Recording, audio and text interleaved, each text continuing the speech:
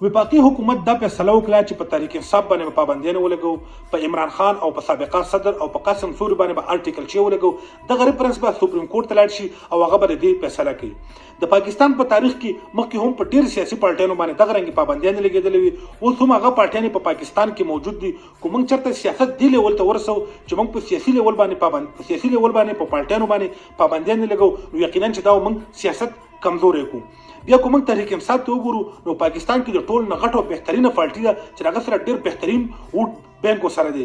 بیا کوم ګورو په صوبه خیبر پښتونخوا کې د تحریک انصاف حکومت دی، په وفاق کې د ټول نه بهترین پوزیشن د تحریک انصاف دی، په سنټ کې د ټول نه زیات سېنیټران د تحریک انصاف دی، په صوبه پنجاب کې د غالب اکثریت د تحریک انصاف دی. دغه رنګ په بلوچستان کې هم دغه اکثریت شته دی. نو چې داسې پارټي چې هغه په پاکستان کې ډېره زیاته مقبوله تا غیر سیاست نه لري کې، نو دې مطلب دا شو ته خپل ورک ډیلیور کولی نه شي، ته ریاست مخکې بولی نه شي، ته د خپل مخې نه اپوزیشن لري کې، ته د خپل مخې نه حریف لري کې.